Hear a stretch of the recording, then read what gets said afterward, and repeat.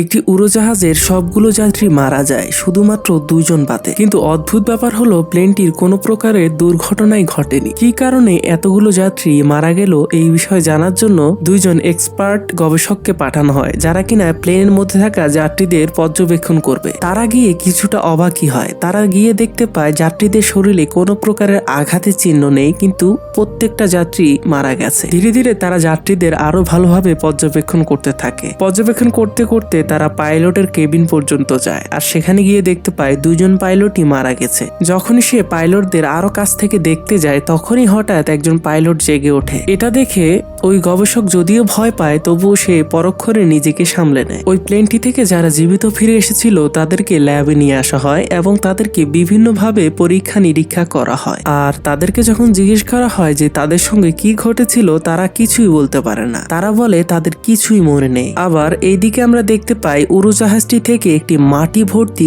Coffin পাওয়া যায়। যে কফিনটিকে পরীক্ষা নিরীক্ষা করার জন্য আরো কয়েকজন গবেষক লেগে পড়ে। এরপর আমরা দেখতে পাই বিশপ নামের এই লোকটির একটি কল আসে। কলে কথা বলতে বলতে সে একটি অন্য জায়গায় চলে যায় এবং সে একটি অদ্ভুত জিনিস লক্ষ্য করে। যখনই সে অদ্ভুত জিনিসটির আরো কাছে যায়, তখনই তার সাথে ঘটে যায় এক অস্বাভাবিক ঘটনা। কোনো একটা অদ্ভুত দেখতে প্রাণী তার উপরে আক্রমণ করে তাকে মেরে ফেলে, আর ওইখানে থাকা ওই কফিনটিকেও নিয়ে যায়। গবেষক টিম যখন আবার ফিরে আসে, তারা দেখতে পায় কফিনটি আর সেখানে নেই। তারা সিসিটিভি ক্যামেরায় যখন চেক করতে যায় যে কফিনটির সাথে কি ঘটেছে, তারা কিছুই দেখতে পায় না। তারা দেখতে পায় শুধু কিছু অদৃশ্য আবছা কিছু ছায়া। এর মধ্যে দিয়ে আমরা বুঝতে পারি প্লেনের সাথে যে ঘটনাটি ঘটেছে এটা এই কফিনের জন্যই ঘটেছিল।